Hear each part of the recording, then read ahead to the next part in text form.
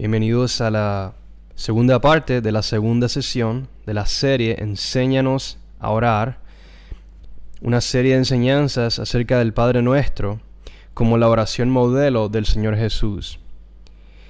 En esta sesión vamos a continuar con el tema de los fundamentos de la oración. Es la parte 2 y parte final de esta sesión, los fundamentos de la oración, donde nuestra intención ha sido presentar 6 características que están viendo ahora mismo, 6 características generales, principales acerca de la oración en la Biblia.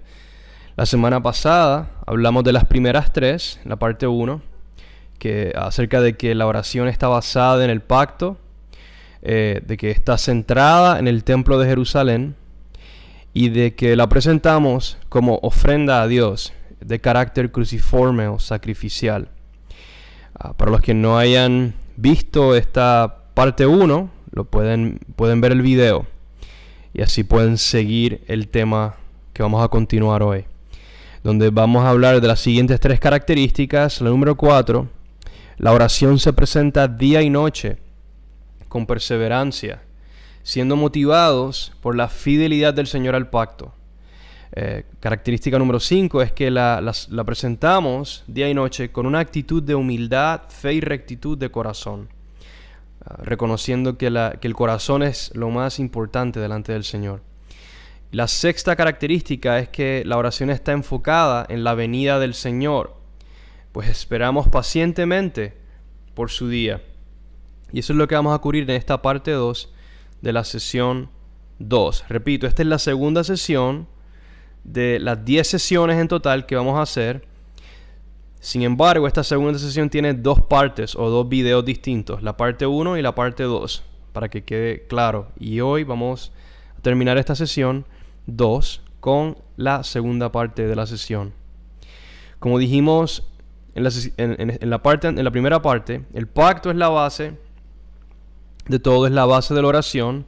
El templo es el lugar geográfico en torno al cual los creyentes dirigen la oración. Y esto no es solamente algo que corresponde a judíos o al pueblo de Israel, sino que, como vimos en varios pasajes, el templo es la casa de oración para todas las naciones. Y claro está, actualmente no hay un templo en Jerusalén. El templo fue destruido hace siglos y siglos atrás, en el año 70 después de Cristo. Sin embargo, la Biblia y los apóstoles mismos esperaron la restauración de un templo. Y de hecho, por eso ellos mantuvieron, como vimos en la parte anterior, mantuvieron una vida de oración que se mantuvo centrada en el templo de Jerusalén.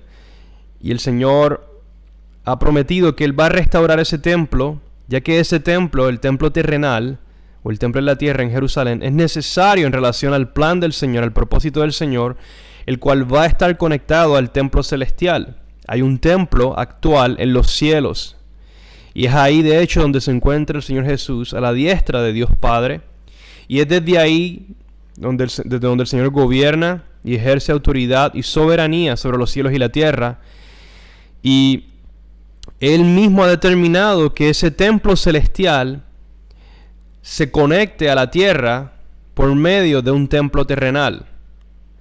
Y es por eso que parte de la esperanza apocalíptica de la Biblia es la restauración de ese templo, junto con la restauración de la nación de Israel como los administradores principales de ese templo en Jerusalén que va a ser restaurado. Y Ezequiel, por ejemplo, los capítulos finales de la profecía de Ezequiel anuncian cómo va a ser ese templo, y es tan importante que nosotros los creyentes tengamos una perspectiva bíblica acerca de esto, acerca de la restauración del templo.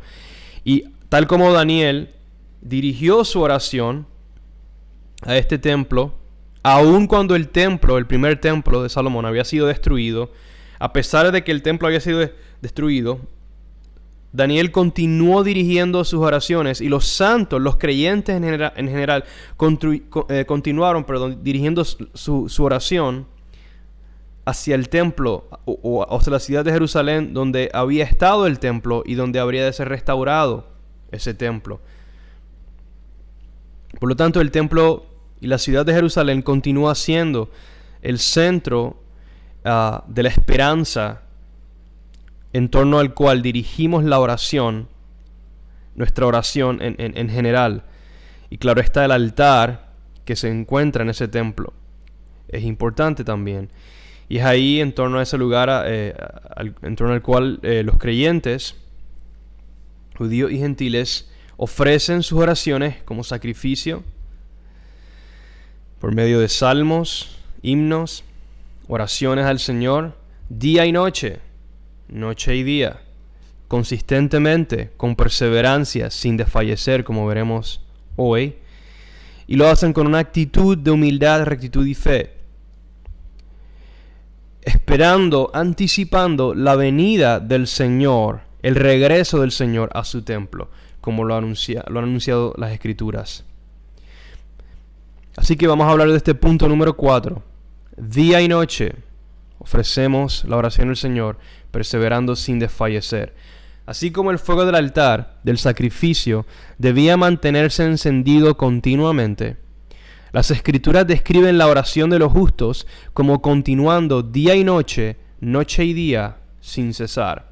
Primera de Reyes 8, 29 y 59 al 60 dice: que tus ojos estén abiertos noche y día hacia esta casa, hacia el lugar del cual has dicho, mi nombre estará allí, para que oigas la oración que tu siervo haga hacia este lugar. Versos 59 y 60. Que estas palabras mías, con las que he suplicado delante del Señor, estén cerca del Señor nuestro Dios día y noche, para que Él haga justicia a su siervo y justicia a su pueblo Israel, según las necesidades de cada día, a fin de que todos los pueblos de la tierra sepan que el Señor es Dios, no hay otro. Es tan interesante el lenguaje de este pasaje.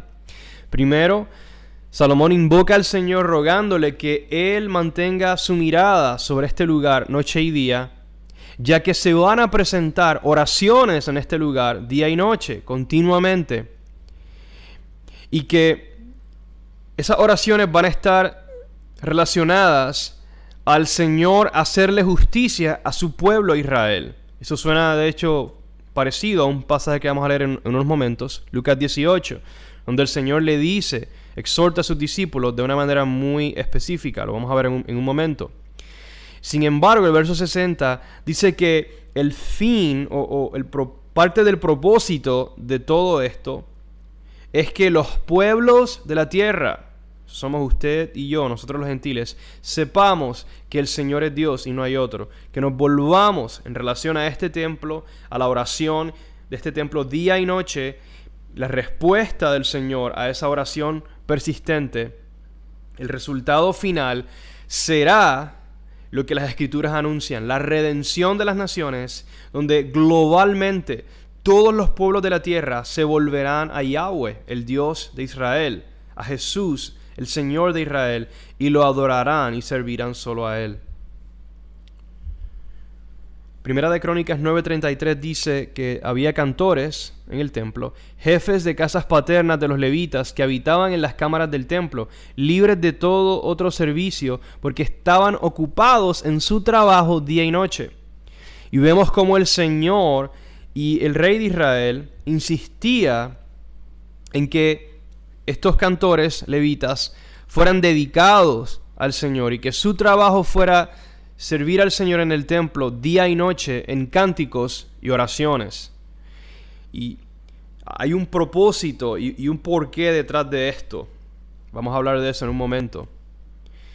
Nehemías 1, 5 al 6 dice: y dije, te ruego, oh Señor, Dios del cielo, el grande y temible Dios, que guarda el pacto y la misericordia para con aquellos que lo aman y guardan sus mandamientos, que estén atentos tus oídos y abiertos tus ojos para oír la oración de tu siervo, que yo hago ahora delante de ti, día y noche, por los israelitas, tus siervos, confesando los pecados que los israelitas hemos cometido contra ti. Sí, yo y la casa de mi padre hemos pecado.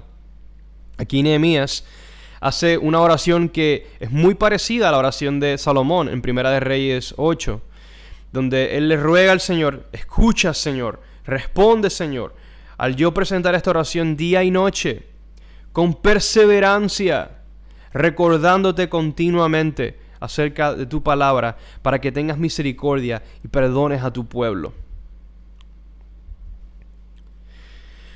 Por otro lado, el orar día y noche corresponde o es conforme al plan y propósito eterno de Dios, el cual está basado en su pacto con el día y con la noche. Vamos a ver un pasaje muy interesante que va a dar aún mayor luz a esta idea de orar día y noche. Jeremías 33, 20 al 26 dice: así dice el Señor, si ustedes pudieran romper, hablándole a Israel, profeta Jeremías, mi pacto con el día y mi pacto con la noche, establecido en Génesis 1, cuando el Señor creó los cielos y la tierra y puso las lumbreras como señales y todo eso. La interpretación de ese pasaje aquí en Jeremías 33 es que el Señor establece un pacto. Pero esto otro tema para otro día, un tema para otro día. Pero dice: si pudieran romper mi pacto con el día y mi pacto con la noche, de modo que el día y la noche no vinieran a su tiempo, entonces también se podría romper mi pacto con mi siervo David, y él no tendría hijo para reinar sobre su trono con los sacerdotes levitas, mis ministros. Como no se puede contar el ejército del cielo, ni se puede medir la arena del mar, así multiplicaré la descendencia de mi siervo David y de los levitas que me sirven. Verso 25.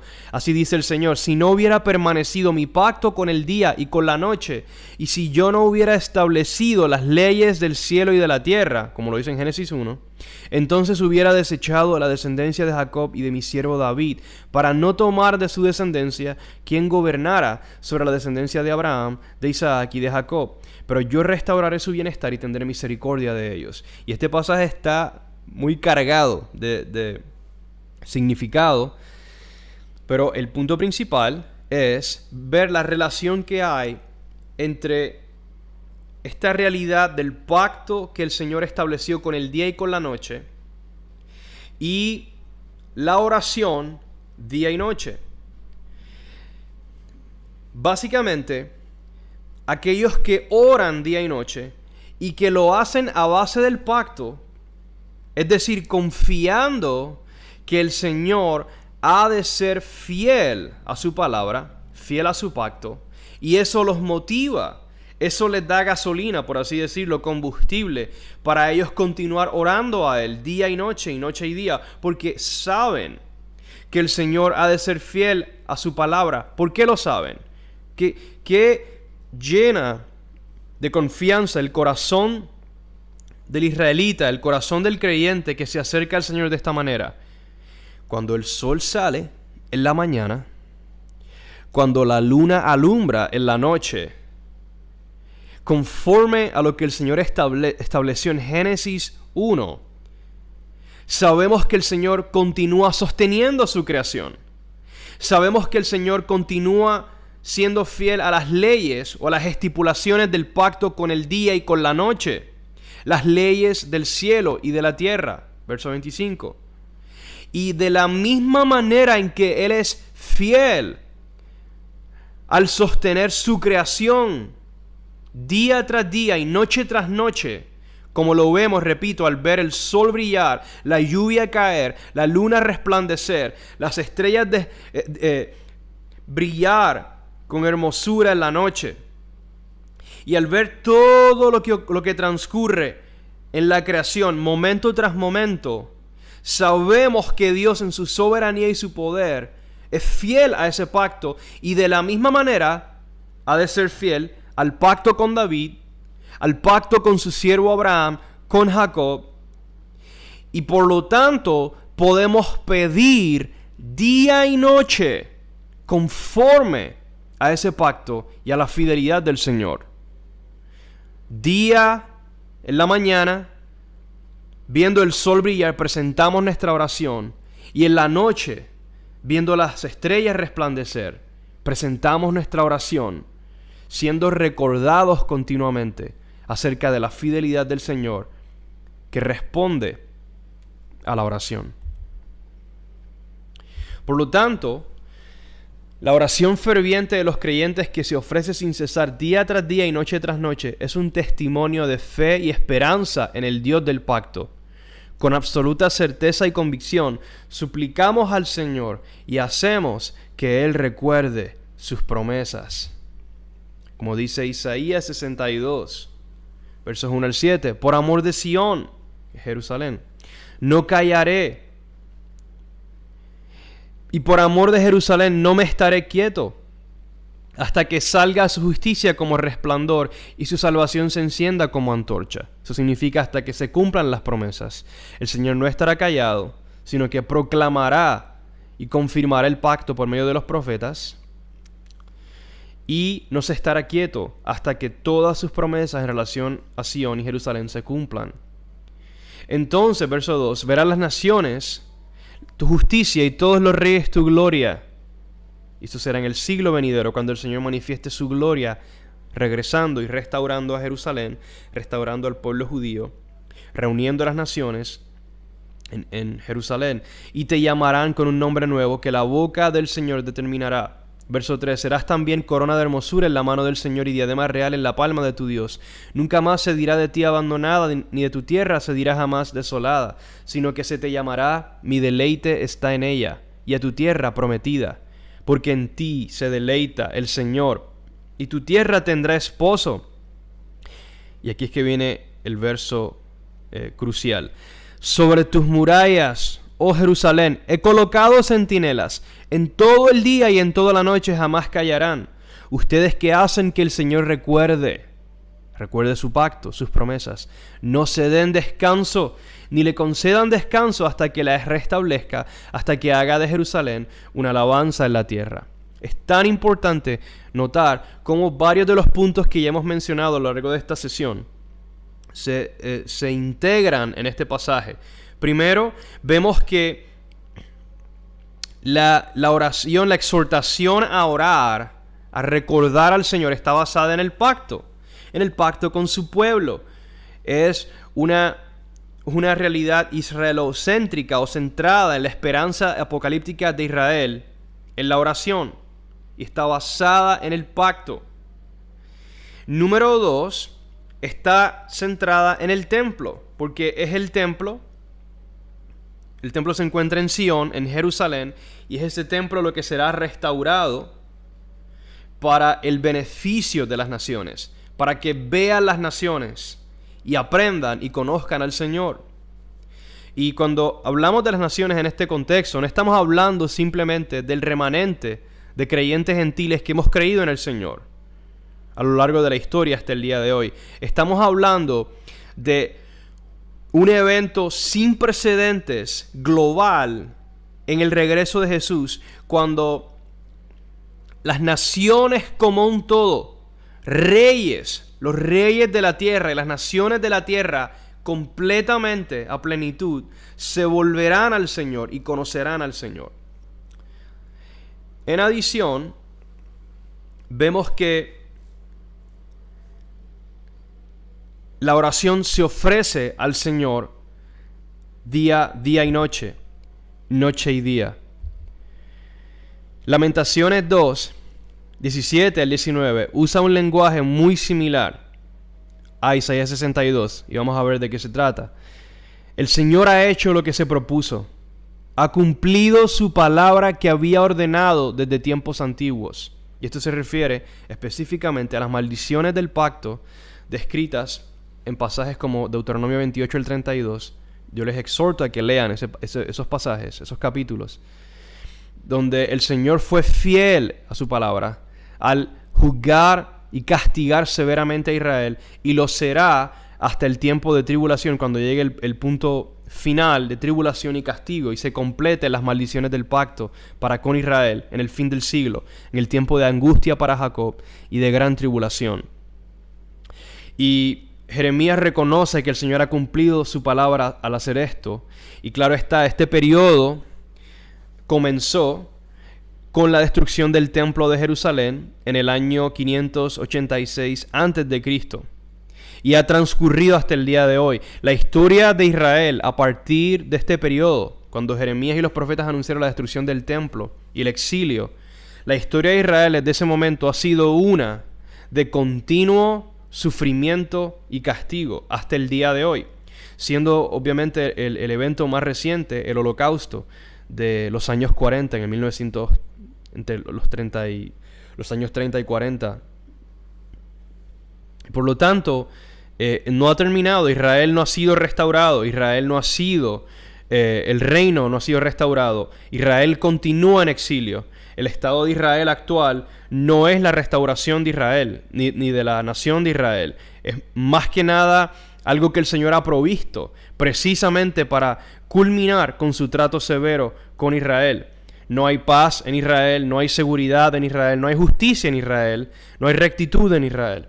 Es un error craso pensar de esta manera, pero no voy a continuar con ese tema. Lo importante es que Jeremías reconoce que al castigar a Israel, el Señor es fiel. Por eso dice, ha derribado sin perdonar, ha hecho que se alegre el enemigo sobre ti, ha exaltado el poder de tus adversarios. El corazón de ellos clamó al Señor. Muralla de la hija de Sión, corran tus lágrimas como un río día y noche. No te des reposo, no tengan descanso tus ojos. Levántate, da voces en la noche al comenzar las vigilias, derrama como agua tu corazón ante la presencia del Señor. Alza hacia Él tus manos por la vida de tus pequeños que desfallecen de hambre en las esquinas de todas las calles. Así que aquí el carácter de esta oración día y noche es un lamento por Israel, por Jerusalén. Lucas 2, 25 al 32 y 36 al 37. He puesto estos dos pasajes juntos para que veamos el contexto. Dice que había en Jerusalén un hombre que se llamaba Simeón. Este hombre justo y piadoso esperaba la consolación de Israel, la consolación de la angustia en la que Israel ha estado por siglos.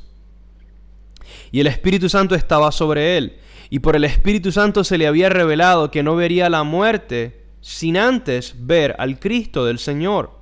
Movido por el Espíritu fue al templo.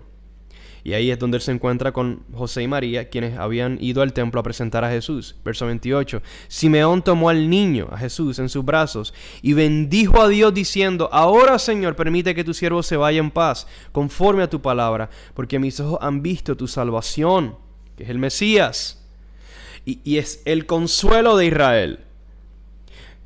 Por lo tanto, las promesas de consuelo y restauración son confirmadas y garantizadas por la primera venida del Mesías. Por eso hay razón para regocijarse en anticipación del cumplimiento de esas promesas y esa salvación en el día del Señor. Dice que el Señor la ha preparado en presencia de todos los pueblos, luz de revelación a los gentiles y gloria de tu pueblo Israel. Verso 36. Y había una profetisa en el templo también, Ana, hija de Fanuel, de la tribu de Aser. Ella era de edad muy avanzada y había vivido con su marido 7 años después de su matrimonio, y después de viuda hasta los 84 años. Nunca se alejaba del templo, sirviendo noche y día con ayunos y oraciones. Muy importante ver lo que está ocurriendo aquí. Ana fue una mujer que se dedica al Señor en oración y ayunos día y noche y día. Y es importante reconocer también que el ayuno, como vamos a ver en un momento, siempre está relacionado a la humillación y el lamento. Porque Israel, claro está, específicamente en ese momento histórico del primer siglo, estaban bajo la opresión de los romanos. Y por eso ellos esperaban la consolación de Israel. Y la continúan esperando los justos, los creyentes, el remanente de creyentes en Jesús, en Israel. Se supone que continúa esperando por esta consolación, teniendo, claro está, la diferencia es que el Mesías viene, repito, y asegura, garantiza y confirma la salvación final y la restauración final de Israel, y se convierte en una fuente de consuelo, esperanza y gozo para la nación. Y por lo tanto el Mesías mismo es el Evangelio que ellos reciben.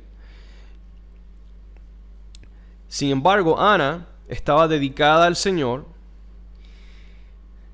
en oración y ayuno día y noche.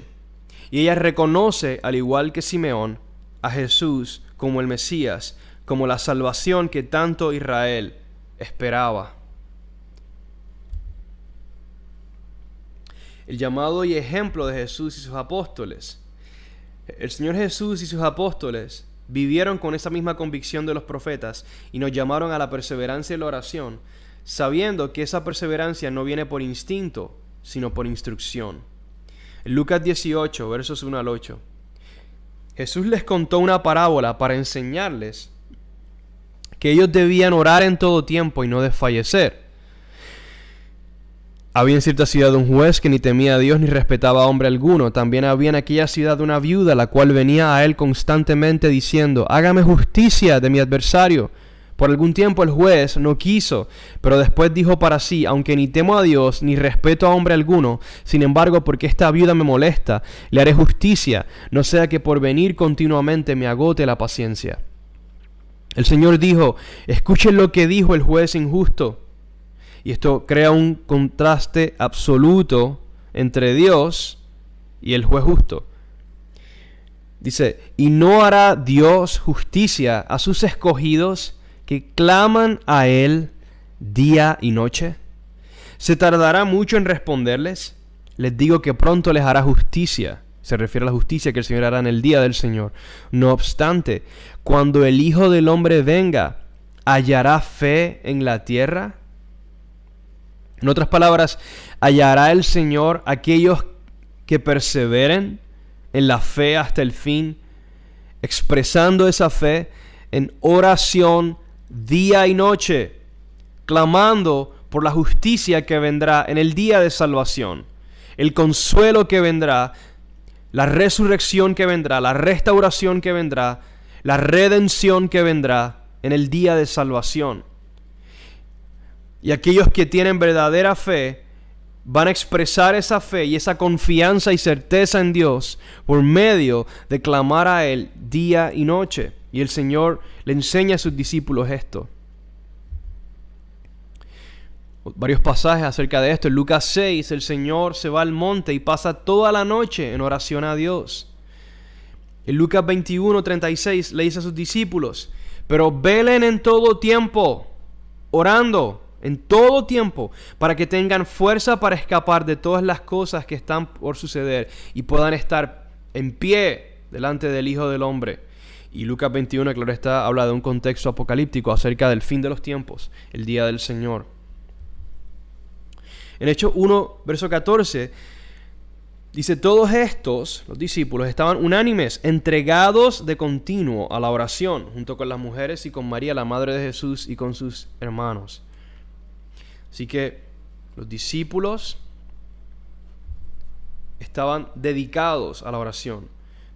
Como dice Hechos 2:42, que se dedicaban continuamente a la enseñanza, a la comunión, al partimiento del pan y a la oración. Se dedicaban continuamente.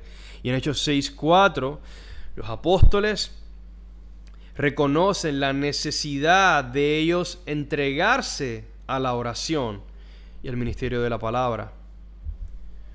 Vemos también en Romanos 12, 11 al 12, el apóstol Pablo dice: no sean perezosos en lo que requiere diligencia, sean fervientes en espíritu, sirviendo al Señor, gozándose en la esperanza, perseverando en el sufrimiento, dedicados a la oración. Tan significativo este pasaje. No seamos perezosos, hermanos, en lo que requiere diligencia. Apaguemos el televisor, echemos a un lado las telenovelas o cualquier otra tontería que ocupa nuestro tiempo, consume nuestra energía, y dediquémonos a aquello que tiene verdadera relevancia y prioridad, como la oración. En Efesios 6:18, Pablo nos dice que con toda oración y súplica oremos en todo tiempo en el Espíritu, y así velemos con toda perseverancia y súplica por todos los santos. Así que vemos cómo la idea de orar en todo tiempo, de estar dedicados a la oración continuamente, tiene que ver con perseverancia. Con perseverancia. Reconocemos, nos mantenemos creyendo en las promesas y oramos a base de esas promesas. Por eso Colosenses 4:2 nos dice: perseveren en la oración, velando en ella con acción de gracias. La oración requiere perseverancia, consistencia. Primera de Timoteo 2, verso 8. Por tanto, quiero que en todo lugar los hombres oren levantando manos santas, sin ira ni discusiones. Es la exhortación, el llamado de Pablo. Primera de Pedro 4, verso 7. Pero el fin de todas las cosas se acerca. Nuevamente el contexto apocalíptico. Sean pues ustedes prudentes y de espíritu sobrio para la oración. Necesitamos sobriedad.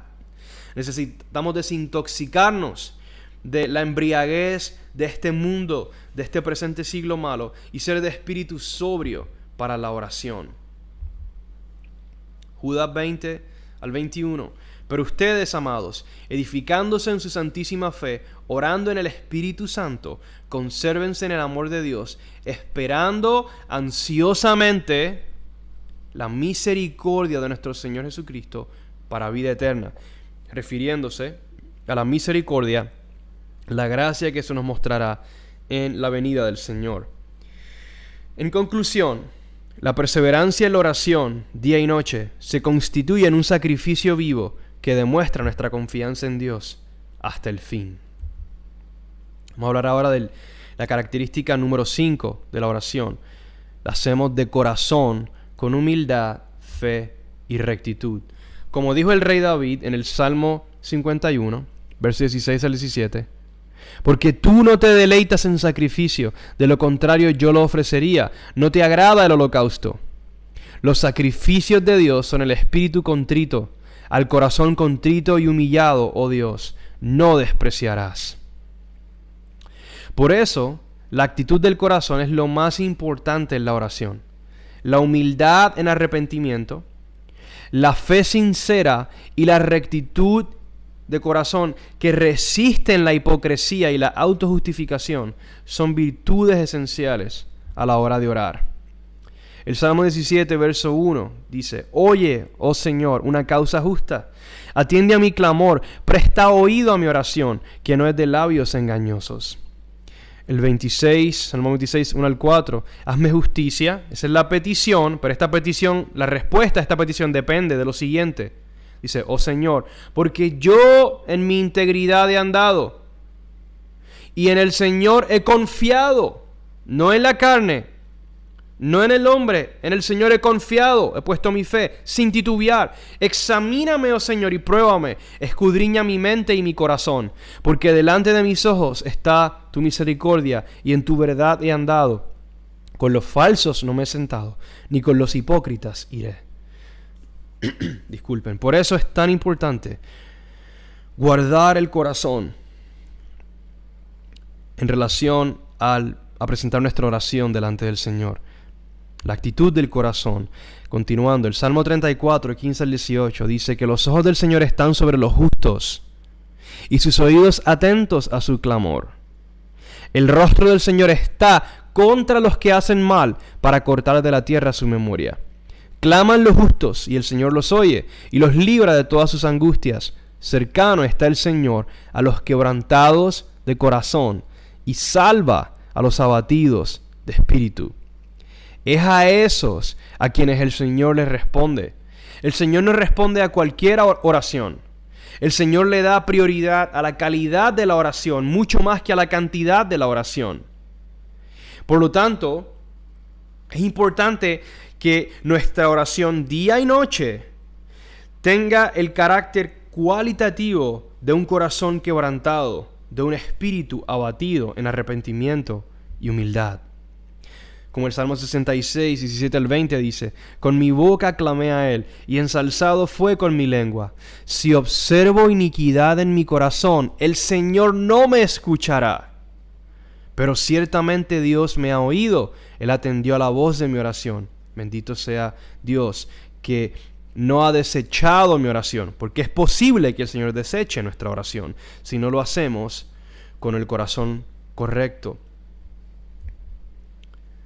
Joel 2, 12 al 13, el Señor llama al pueblo a que se vuelvan a Él de todo corazón y a que rasguen su corazón y no sus vestidos, porque históricamente, en este tiempo, los israelitas, en tiempos de lamento y crisis, ellos se volvían al Señor y rasgaban su ropa. Era una expresión de lamento.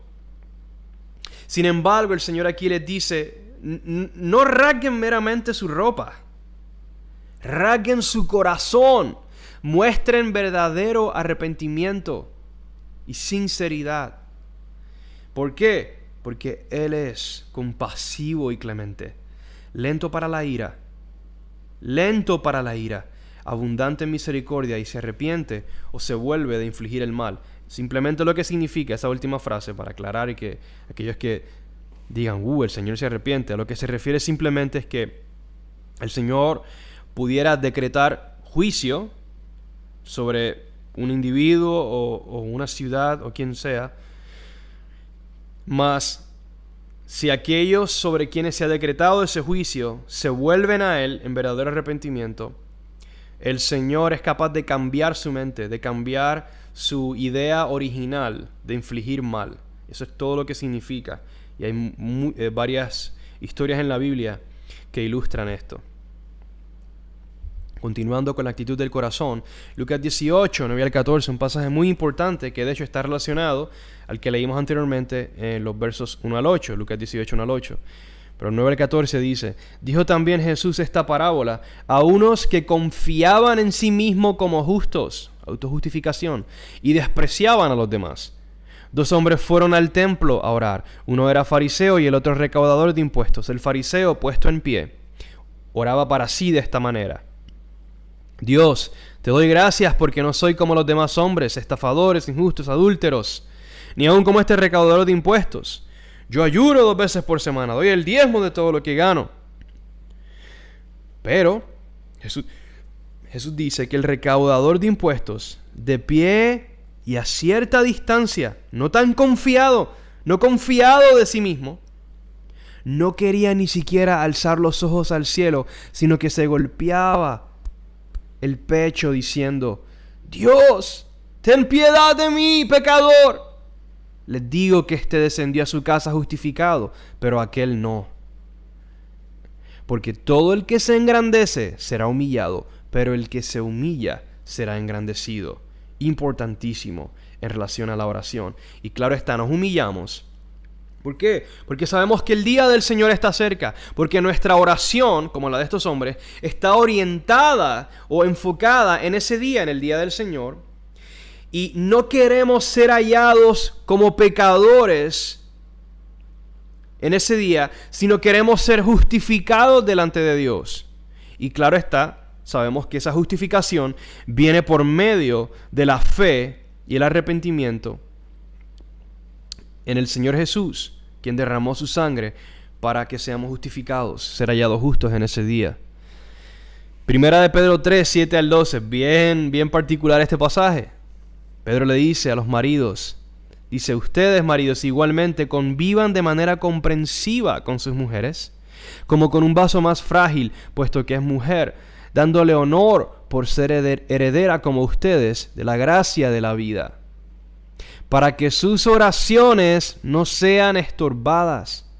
En conclusión, sean todos de un mismo sentir, compasivos, fraternales, misericordiosos y de espíritu humilde, no devolviendo mal por mal, sino más bien bendiciendo, pues fueron llamados con el propósito de heredar bendición, porque el que desea la vida y amar y ver días buenos, refrene su lengua del mal y sus labios no hablen engaño.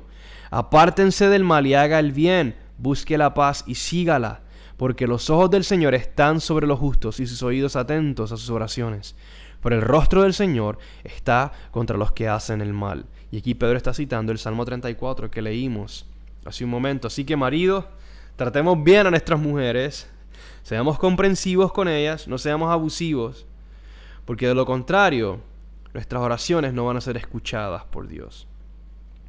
Y también seamos humildes unos con otros, para que los oídos del Señor estén atentos a nuestras oraciones. Esto es tan importante porque la oración no es una fórmula mágica. En la oración no estamos tratando de convencer o manipular a Dios. nos estamos acercando a Él, repito, y nos estamos ofreciendo a Él en humildad, como sacrificio, en arrepentimiento, esperando que Él en su gran bondad nos conceda lo que le pedimos. Y hay una falsa enseñanza, yo no sé cuán prominente sea en el mundo hispano, pero en los Estados Unidos se ha hecho muy prominente, donde se le está enseñando, falsos maestros le están enseñando a los creyentes que esta idea de pedir a Dios y de humillarse delante de Dios no es muy correcta, porque nosotros somos hijos y como hijos nos merecemos lo que sea que Dios nos quiere dar en Cristo y no sé qué. Una lógica absolutamente ilógica y antibíblica, que echa a un lado la humillación, el quebranto de espíritu al cual somos llamados al acercarnos a Dios. Así que si usted escucha ideas como esa, sacúdalas, échelas a un lado, no se trague ese cuento, porque no es bíblico, es falso. Nosotros, aún como hijos del Señor, tenemos que humillarnos delante del Señor. Ese pasaje que leímos en la primera parte de esta sesión, donde Jesús mismo se humilla delante del Padre y con lágrimas y gemidos, y por causa de su temor reverente, recibe respuesta de Dios y es vindicado por Dios en la resurrección, como dice Hebreos. Si Jesús se humilla delante del Padre, si aquel que es Dios hecho hombre se humilla, ¿cuánto más nosotros habremos de humillarnos delante de Dios? Así que no confundamos la gimnasia con la magnesia, no distorsionemos las Escrituras. Una breve exhortación en relación a esa falsa enseñanza. La actitud del corazón y el ayuno, la inclinación arrogante y perversa de nuestro corazón impide muchas veces que podamos ofrecer una oración aceptable al Señor. Es en momentos así donde el ayuno se convierte en un medio esencial para afligir nuestra alma o nuestra vitalidad o deseos y humillarnos delante de Dios. Levítico 16, 29 al 31, este capítulo es acerca del día de expiación. Y esto será para ustedes un estatuto perpetuo en el mes séptimo a los 10 días del mes, que es el día de expiación. Era el día donde el único día del año donde se le permitía al sumo sacerdote entrar al lugar santísimo, presentar la sangre de los sacrificios sobre el propiciatorio en el lugar santísimo, de manera tal que los pecados de la nación fueran perdonados. Pero en relación a esos sacrificios y a el perdón de los pecados, el Señor llama al pueblo a que humillaran sus almas con ayuno. Claramente se refiere al ayuno, como otros pasajes lo hacen evidente. Dice: no harán obra alguna, ni el nativo ni el extranjero que reside entre ustedes, porque en este día se hará expiación para ustedes, para que sean limpios. Serán limpios de todos sus pecados delante del Señor. Será para ustedes día de reposo, de descanso solemne, para que humillen sus almas en estatuto perpetuo. Ese estatuto perpetuo, perdón. Y repito, el humillar el alma era por medio del ayuno. El pueblo no comía. Hasta el día de hoy el pueblo judío practica esto. No con el corazón correcto, tristemente. A menos de que sean creyentes, claro está. Salmo 35, verso 13. Pero yo, cuando ellos estaban enfermos, vestía de cilicio, humillé mi alma con ayuno, y mi oración se repetía en mi pecho. Vemos cómo el alma se aflige y se humilla por medio del ayuno. El ayuno, hermanos, no importa cómo lo querramos ver, siempre va a estar dirigido a esto, a la humillación delante del Señor. El ayuno siempre va a ser incómodo y va a doler en el sentido físico, precisamente porque estamos humillando nuestra alma, los apetitos de nuestra alma, nuestra vitalidad. El alma se refiere a nuestra vitalidad, el hecho de que somos un alma viviente, al tener espíritu y aliento de vida en nuestro cuerpo.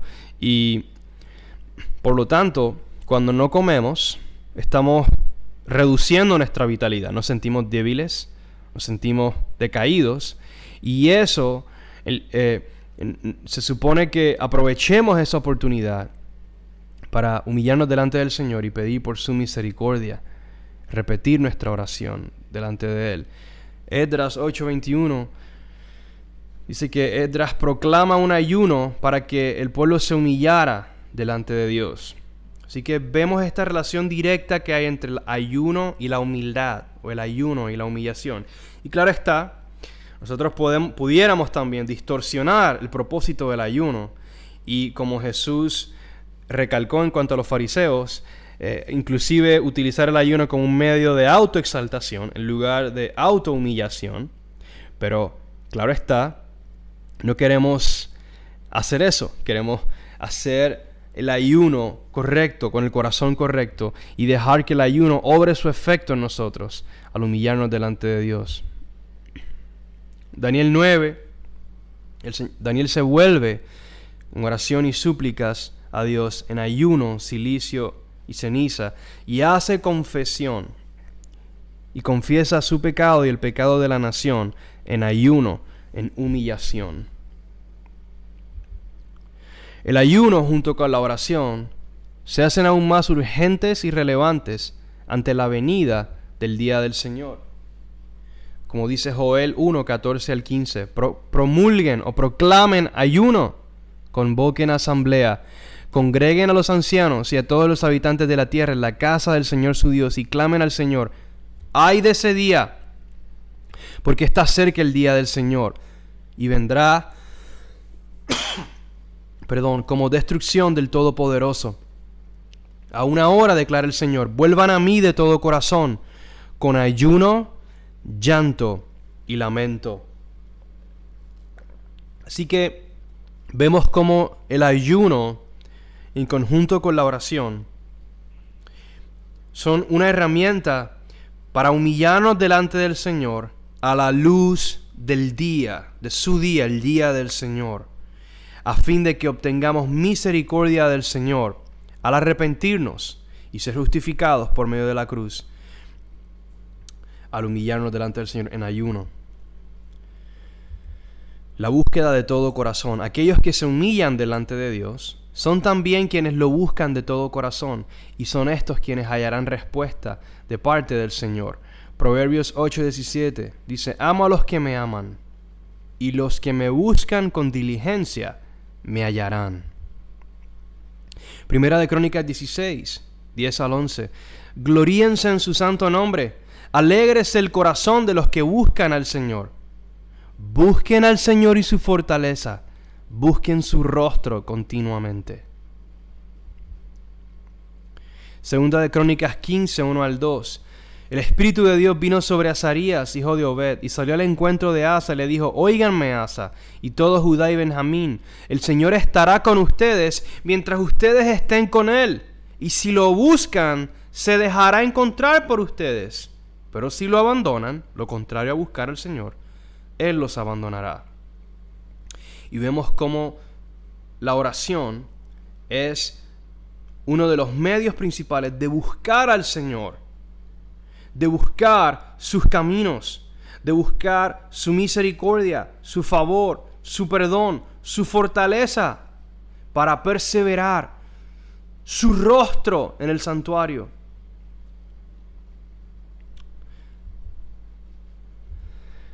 El Salmo 9, verso 10 dice: en ti pondrán su confianza los que conocen tu nombre, porque tú, oh Señor, no abandonas a los que te buscan. Y el Salmo 27:4, un famoso pasaje: una cosa he pedido al Señor, y esa buscaré esa cosa que le pido al Señor en oración, que habite yo en la casa del Señor todos los días de mi vida, para contemplar la hermosura del Señor y para meditar en su templo. Este pasaje es muy importante porque primero estamos pidiéndole a Dios algo que buscamos. Le pedimos en oración algo que buscamos. Y eso que buscamos está centrado en el templo, en la casa del Señor. Es decir, buscamos al Señor en su casa, en oración, en su casa de oración, para contemplar la hermosura del Señor. Y el cumplimiento final de esta petición va a ser, de hecho, en la resurrección de los muertos, cuando el Señor le permita a los creyentes entrar a su casa, el templo, y ver su gloria y su hermosura en ese templo. Por eso, por ejemplo, Jesús dice en Mateo 5, benditos o bienaventurados los de corazón puro, porque ellos verán a Dios en Sión. Esa es la esperanza central de los justos, es ver al Señor.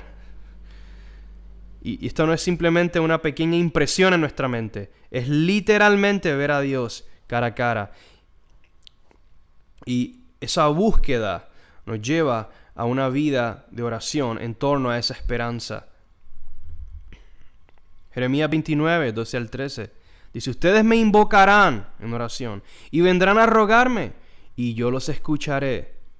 Me buscarán y me encontrarán cuando me busquen de todo corazón. Así que la oración no solo la presentamos día y noche, no solo la presentamos con corazón humilde, sino con todo nuestro corazón. Con todo nuestro corazón. Buscamos fijar nuestro corazón completamente cada día, sabiendo que el Señor responderá a nuestro clamor. Hebreos 11, verso 6 dice que sin fe es imposible agradar a Dios. Porque es necesario, escuchen esto, es necesario que el que se acerca a Dios en oración crea que Él existe y que recompensa a los que lo buscan. Recompensa a los que lo buscan.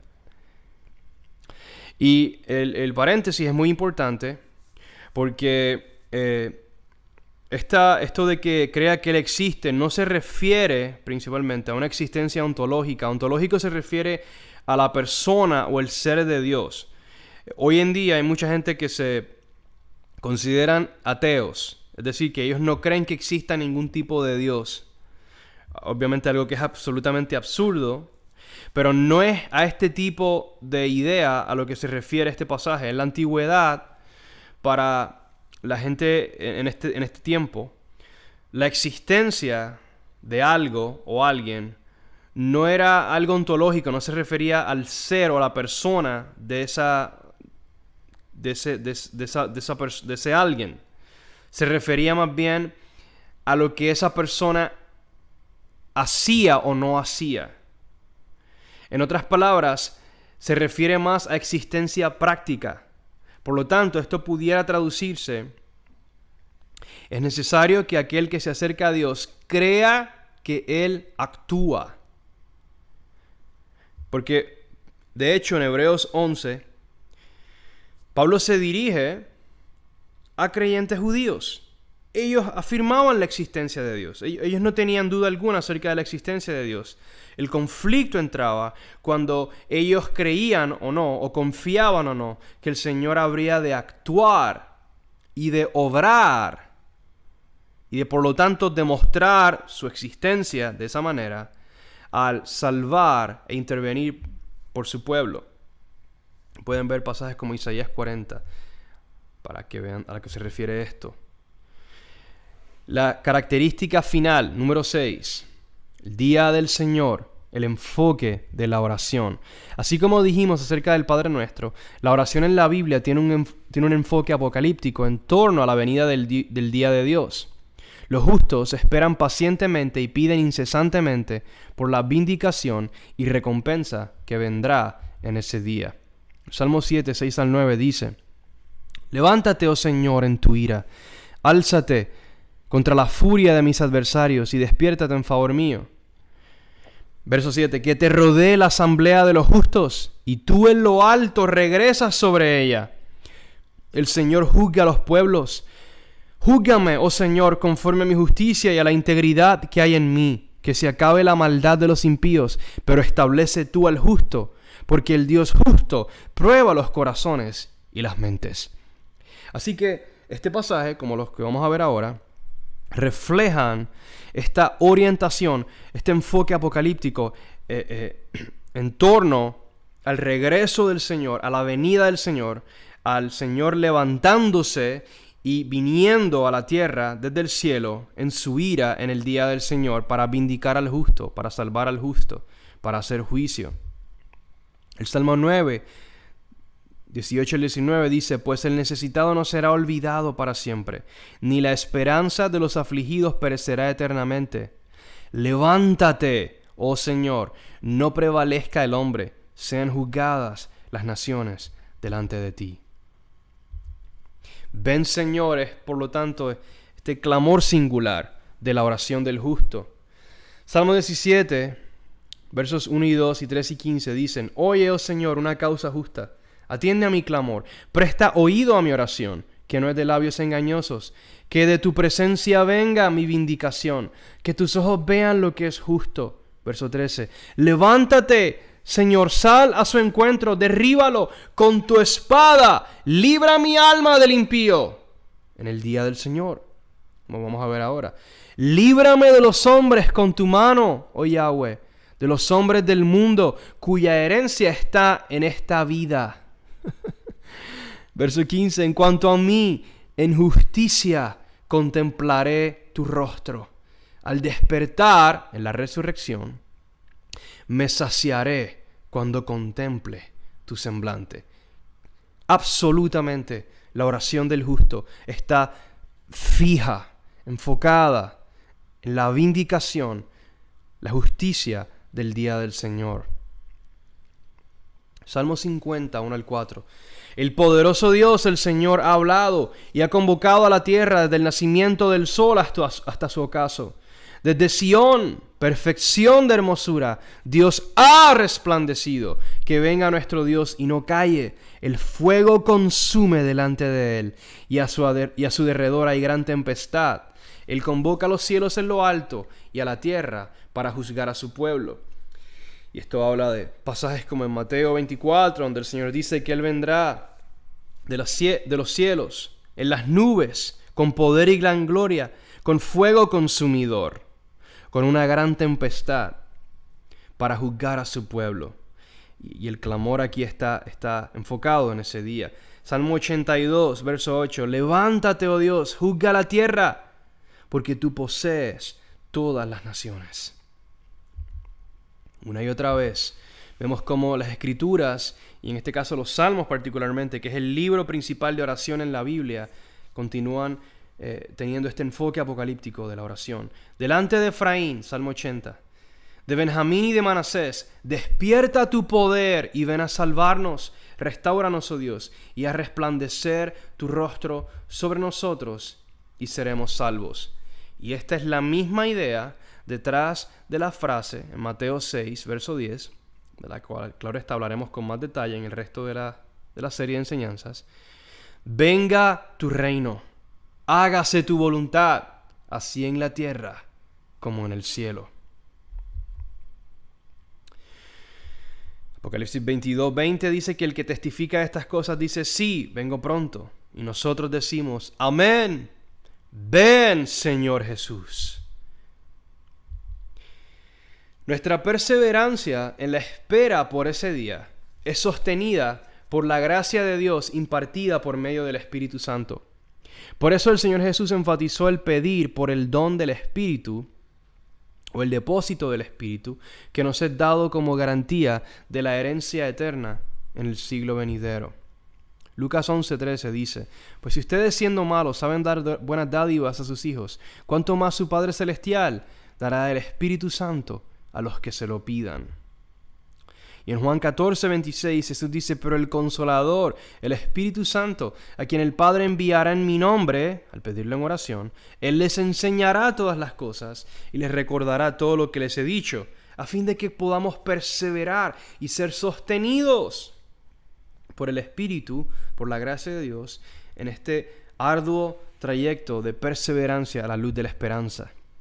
Juan 16:13: pero cuando Él, el Espíritu de verdad, venga, lo guiará a toda la verdad, porque no hablará por su propia cuenta, sino que hablará todo lo que oiga y les hará saber lo que habrá de venir. Nos dará aún mayor claridad, convicción acerca de la esperanza apocalíptica. Primera de Corintios 1, 4 al 8. Este es tan claro este pasaje. Dice, siempre doy gracias a mi Dios por ustedes, por la gracia de Dios que les fue dada en Cristo Jesús, hablando del Espíritu, como vamos a ver ahora. Porque en todo ustedes fueron enriquecidos en él, en toda palabra y en todo conocimiento, así como el testimonio acerca de Cristo fue confirmado en ustedes, de manera que nada les falta en ningún don, hablando del don del Espíritu. Esperando ansiosamente la revelación de nuestro Señor Cristo Jesús. Él también los confirmará hasta el fin, para que sean irreprensibles en el día de nuestro Señor Cristo Jesús. Así que Pablo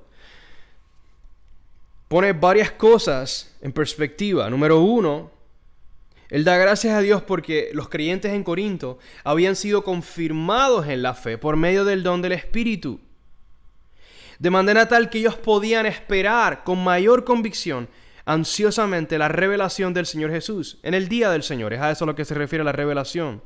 Se refiere a la manifestación de su gloria, su persona, literalmente en el día del Señor. Dice que aún nos confirmará hasta el fin y nos hará irreprensibles hasta ese día. Irreprensible significa que no haya reproche, no haya algo de lo que por lo que el Señor deba reprendernos en ese día. Primera de Corintios 2, 1 al 5 dice, por eso cuando fui a ustedes, hermanos, proclamándoles el testimonio de Dios, es decir, el Evangelio, no fui con superioridad de palabra o de sabiduría, porque nada me propuse saber entre ustedes excepto a Cristo Jesús y este crucificado. Estuve entre ustedes con debilidad y con temor y mucho temblor, y mi mensaje y mi predicación no fueron con palabras persuasivas de sabiduría, sino con demostración del Espíritu y de poder, para que la fe de ustedes no descanse en la sabiduría de los hombres, sino en el poder de Dios. Y la fe de los creyentes se refiere a su fe y su confianza en el día del Señor, es decir, lo que el Señor va a llevar a cabo en ese día, la resurrección de los muertos, el establecimiento del reino, la destrucción del impío en ese día. Por lo tanto, el poder del Espíritu Santo, la demostración del Espíritu, está dirigido a confirmar el testimonio acerca de ese día, para que nuestra fe en ese testimonio acerca de ese día esté basada en el poder de Dios y así podamos perseverar. Es absolutamente crucial el pedir por el don del Espíritu que confirma la esperanza apocalíptica y nos hace continuar en la fe. Efesios 1, 13 al 14 habla de esto, de cómo el Espíritu de la promesa que nos es dado, es dado como garantía de nuestra herencia, con miras ¿a qué? A la redención de la posesión. ¿Cuándo? En el día del Señor. El día de redención es en el día del Señor, para alabanza de su gloria. Así que esto es tan importante porque ha habido tanta confusión en cuanto al rol de las primicias del Espíritu en esta vida, en este siglo. Y mucha gente lo iguala con el siglo venidero o con el establecimiento del reino. El reino no es igual al depósito del Espíritu, las primicias del Espíritu. Las primicias del Espíritu confirman o demuestran la certeza de la venida de ese reino. No podemos confundir una cosa con la otra, porque primero que nada reduciríamos la verdad magna y gloriosa del reino venidero a señales y a cosas limitadas en este siglo, y por lo tanto no sacaríamos provecho del precioso don de las primicias del Espíritu. Es decir, la confusión de pensar que las primicias del Espíritu son otra cosa que no son, hacen que no dé fruto al máximo esas primicias del Espíritu en nuestro corazón, al fortalecer nuestro corazón en la fe. Primera de Corintios 14, verso 13 al 4, Pablo dice que el que profetiza por el Espíritu habla a los hombres para edificación, exhortación y consolación. El que habla en lenguas a sí mismo se edifica, pero el que profetiza edifica a la iglesia. Exhorta, consuela. El poder del Espíritu en la profecía trae consolación o ánimo al corazón para perseverar en la fe del Evangelio.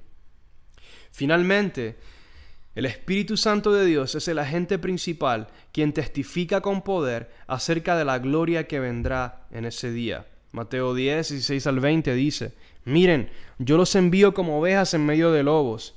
Por tanto, sean astutos como las serpientes e inocentes como palomas. Dice, pero cuídense, los entregarán a los tribunales, los azotarán en las sinagogas, serán llevados a gobernadores como un testimonio a ellos y a los gentiles. Pero cuando los entreguen, no se preocupen de cómo o qué hablarán, porque a esa hora se les dará lo que habrán de hablar, porque no son ustedes los que hablan, sino el Espíritu de su Padre que habla en ustedes. Por lo tanto, este testimonio dependía del don del Espíritu. Lo mismo vemos en Juan 15, 26 al 27. Cuando venga el Consolador, a quien yo enviaré del Padre, es decir, el Espíritu de verdad que procede del Padre, Él dará testimonio de mí. Y ustedes también darán testimonio de mí, porque han estado junto a mí desde el principio.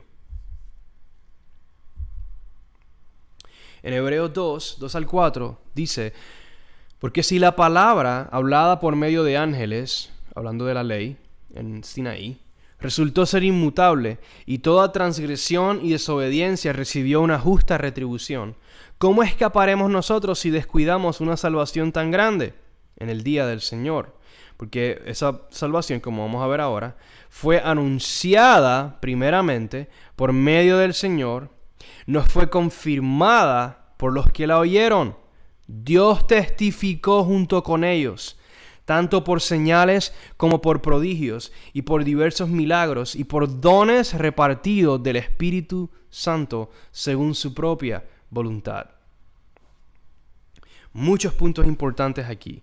Número 1, la salvación ha sido proclamada, no ha sido ejecutada. La salvación bíblica es futura. El día de salvación es un día futuro en el día del Señor. Eso es muy importante. Y esa salvación fue anunciada por el Señor y los apóstoles, porque esa salvación es la proclamación del Evangelio, la venida del reino, la venida de la resurrección, la redención, la restauración de Sión, la luz a los gentiles, la redención de las naciones, todo este paquete de promesas que es anunciada y confirmada por el Señor. Y es confirmada principalmente por medio de las señales, los prodigios, los milagros, las manifestaciones de poder, los dones del Espíritu Santo, según la voluntad del Señor. Y quiero hacer hacer un comentario breve acerca de esto. Así que el Espíritu Santo se manifiesta según su propia voluntad. Y esto es importante tanto para aquellos que somos más carismáticos y anhelamos el mover del Espíritu. Hermanos, nosotros no manipulamos ni podemos producir las manifestaciones del Espíritu por nuestra propia cuenta. Ocurren conforme a su voluntad. Por otro lado, aquellos que niegan la manifestación del Espíritu tratan de controlar al Espíritu de la misma manera, pero en este caso, al negar que Él sí pueda manifestarse según su propia voluntad. Es importante reconocer este punto. Primera de Juan 5, 7 al 8. Porque 3 son los que dan testimonio en el cielo: el Padre, el Verbo y el Espíritu Santo, y estos 3 son uno. Y 3 son los que dan testimonio en la tierra: el Espíritu, el agua y la sangre, y los 3 concuerdan. Por último, Apocalipsis 3:22. El que tiene oído, oiga lo que el Espíritu dice a las iglesias. El testimonio y la obra del Espíritu es esencial en relación a nuestra perseverancia a la luz del día del Señor y la consistencia en la oración a la luz de ese día también. Así que esta ha sido la parte 2 de la sesión 2 de la serie de enseñanzas Enséñanos a orar.